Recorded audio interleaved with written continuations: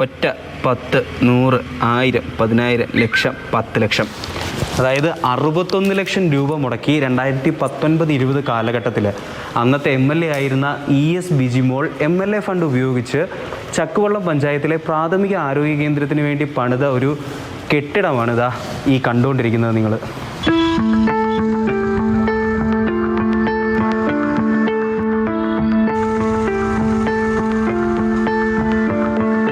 കണ്ടല്ലോ, എത്രയോ വളരെ മോശമായിട്ട് കിടക്കുകയാണ്.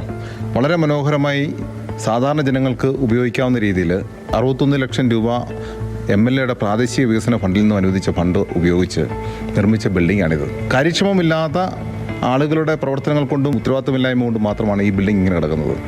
ഈ പൊട്ടിപ്പൊളിഞ്ഞ് കിടക്കുന്ന ആ ബിൽഡിങ്ങിൽ നിന്നും ഇതിങ്ങോട്ട് മാറ്റിയ എത്രയോ രോഗികൾക്ക് നല്ല ചികിത്സ കിട്ടും. എത്രയോ രോഗികൾക്ക്, പാവപ്പെട്ട രോഗികൾക്ക് ആശ്രയമായി മാറും. ഇത് എന്തുകൊണ്ടിങ്ങനെ മാറ്റുന്നില്ല?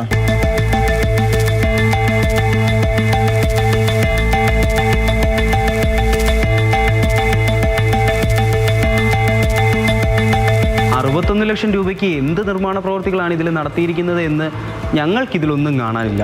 സാധാരണ കമ്പി ഉപയോഗിച്ച് ജനൽ നിർമ്മിച്ചിരിക്കുന്നു. സാധാരണ നമ്മുടെ വീടുകളിലൊക്കെ ഉപയോഗിക്കുന്ന കൂട്ടുള്ള കട്ടിളയും വാതിലുമാണ് ഉപയോഗിച്ചിരിക്കുന്നത്. ഒരുപക്ഷെ അതിലും നിലവാരം കുറഞ്ഞതാവാം. ഇതിൻ്റെ ഉള്ളിൽ കയറി നോക്കാൻ പറ്റില്ല, പൂട്ടിയിട്ടേക്കാണ്. അപ്പോൾ ഇതിൽ എന്താണ് 61 ലക്ഷം രൂപയ്ക്ക് പണിതിരിക്കുന്നത്? ഇതിന് ശരിക്കും 61 ലക്ഷം രൂപ വിലയുണ്ടോ? പൊതുജനങ്ങളായ നിങ്ങൾ തന്നെ ഒന്ന് വിലയിരുത്തുക. 61 ലക്ഷം രൂപയ്ക്ക് എത്രയോ മനോഹരമായ ഒരു ഭവനം നിർമ്മിക്കാം. അതിൻ്റെ ഇൻറ്റീരിയറൊക്കെ എത്രയോ മനോഹരമായിരിക്കും. ഈ ബിൽഡിംഗ് കണ്ടില്ലേ? ഇതിനകത്ത് അഴിമതി സ്പഷ്ടമായിട്ട് കാണാവുന്നതല്ലേ?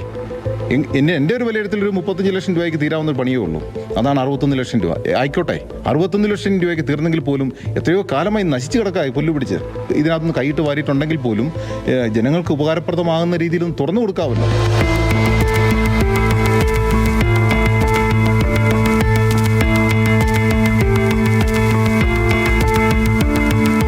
പ്രാഥമിക ആരോഗ്യ കേന്ദ്രത്തിൻ്റെ പരിസരമാണ് നിങ്ങൾ ഈ കണ്ടുകൊണ്ടിരിക്കുന്നത്. പുതുതായി പണിത കെട്ടിടം കിടന്ന് നശിച്ചുകൊണ്ടിരിക്കുകയാണ്. പഴയ കെട്ടിടത്തിലേക്ക് ചികിത്സയ്ക്കായി വരുന്ന രോഗികളെ ഈ കാട്ടിൽ നിന്നും വല്ല പാമ്പോ പട്ടിയോ വല്ലതും കടിച്ചാലും ആശ്ചര്യപ്പെടാനൊന്നുമില്ല. ഇനി വരുന്ന പഞ്ചായത്ത് ഭരണസമിതിയെങ്കിലും വേണ്ട നടപടികളൊക്കെ എടുക്കുമെന്ന പ്രതീക്ഷയിലാണ് ഇവിടുത്തെ ജനങ്ങൾ. പവിക്കൊപ്പം നിതിൻ തോമസ്, മാതൃഭൂമി ന്യൂസ്, കുമളി.